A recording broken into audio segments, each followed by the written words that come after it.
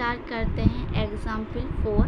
हमें क्या देखना है, show that the function F given by, जो हमें ये फंक्शन दे रखा है इज़ नॉट कंटिन्यूस, ये कंटिन्यूस नहीं है क्या एट एक्स इक्वल 0 पे। तो हमें चेक करना है कि कंटिन्यूस है या नहीं है। ठीक है, तो इसमें क्या दे रखा है हमें, एक तो x की वैल्यू हमें गिवन है इक्वल टू 0, x की जो वैल्यू है इक्वल टू 0 है।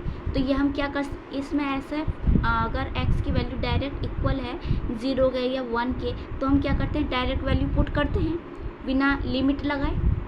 ठीक है, तो बिना लिमिट के हम डायरेक्ट वैल्यू यहाँ से पुट कर लेंगे। ठीक, तो लिमिट किस में लगाएंगे, LHL और RHL। अगर x की value is not equal to 0 है, अगर इक्वल नहीं, मतलब ये क्रॉस का साइन लग दिया है, नहीं इक्वल नहीं है, तो LHL भी यहीं निकलेगी और RHL भी जो है वैल्यू वो सेम इसी फंक्शन पे निकलेगी। कब निकलेगी, जब x की value is not equal to 0 हो।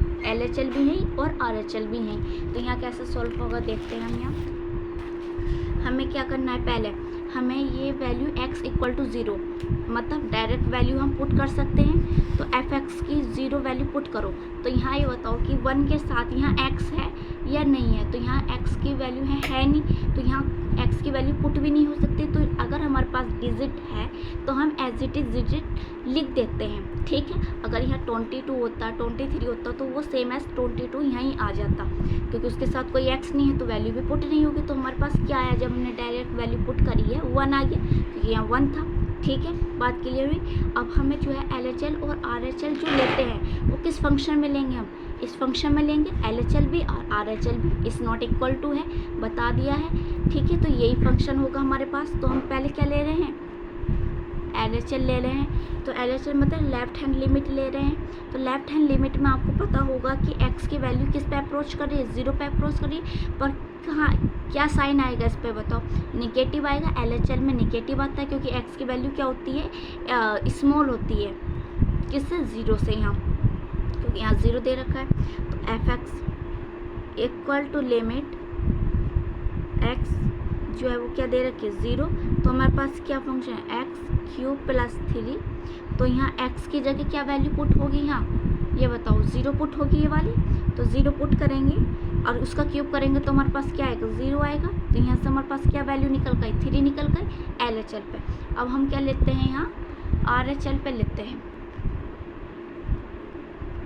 तो RHL पे सेम एज ऐसे लिखना है, लिमिट जो अप्रोच करिए 0 पर क्या साइन आएगा, यहाँ आएगा प्लस पे। RHL पे हम प्लस लेते हैं, RHL पे निगेटिव लेते हैं। इतनी बात ध्यान रखनी है। अब लिमिट आएगी जो x की वैल्यू है वो किस पे अप्रोच करिए, प्लस एक्सटेंड कह दो, किस पे एक्सटेंड करिए, 0 पर करिए, पर प्लस क्या आएगा क्योंकि RHL ले रहे हैं ना।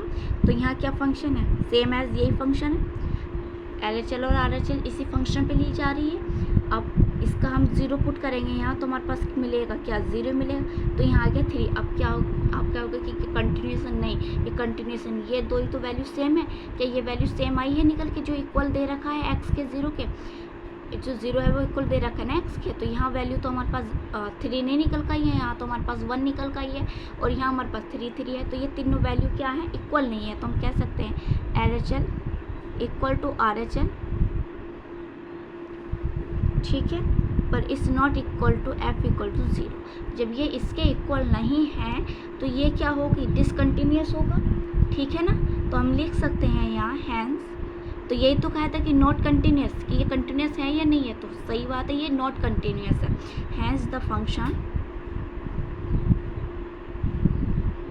f is not continuous. अब नॉट कंटिन्यूस की जगह हम डिसकंटिन्यूटी भी लिख सकते हैं और नॉट कंटिन्यूस भी लिख सकते हैं। क्लियर हुई बात, समझ में आई। वीडियो को लाइक करें, शेयर करें और सब्सक्राइब करें चैनल को।